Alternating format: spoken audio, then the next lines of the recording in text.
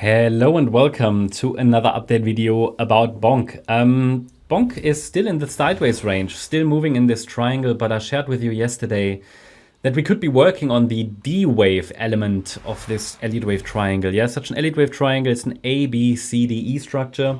The D wave itself is an A, B, C structure, yeah, typically.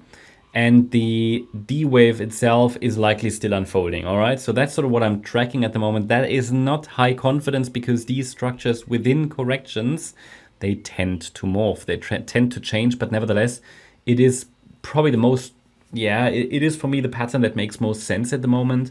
Therefore, my assumption is that we're still moving in this fourth wave with an expected breakout to the upside, but there's always a condition.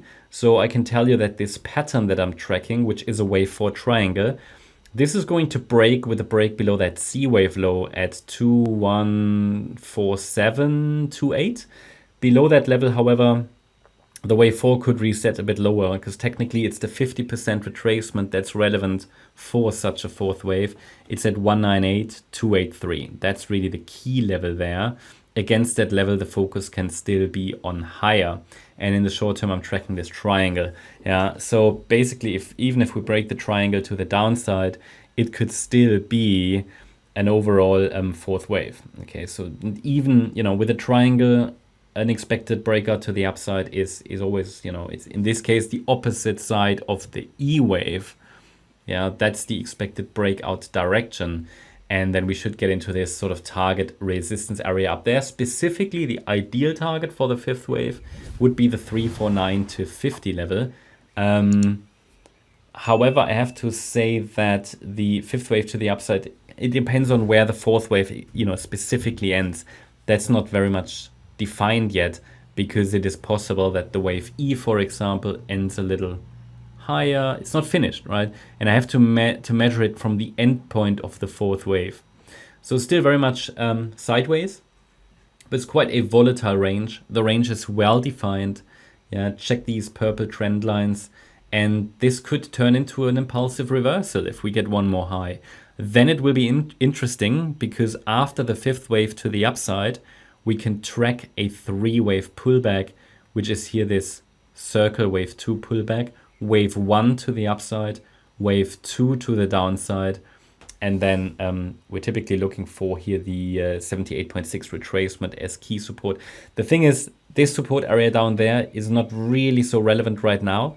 It will become relevant once we get wave 1 completed. This lower support area, which is relevant for wave 2, will have to be redefined once the first wave has topped.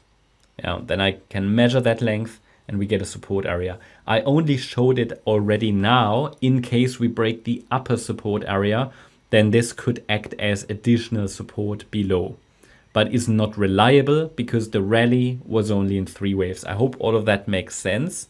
So that means that overall, once we get 5 waves up, that would be really our first confirmation that here, wave 4 bottomed. At the moment, I leave it open. It's still skeptical until we get 5 waves. From an analysis point of view.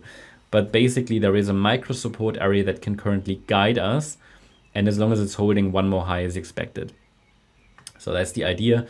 And that means, however, if this really is a triangle, these triangles are not the last patterns of a cycle, but just the second to last really. And there should just be one more push basically before this impulse is finished. Yes, the wave 4 is quite massive. But that could just be a sort of correlation with the broader crypto sector, which is just generally not moving at the moment. And therefore, sometimes these wave 4s, especially in triangles, when the price is not correcting over time, but over price, these can get quite massive.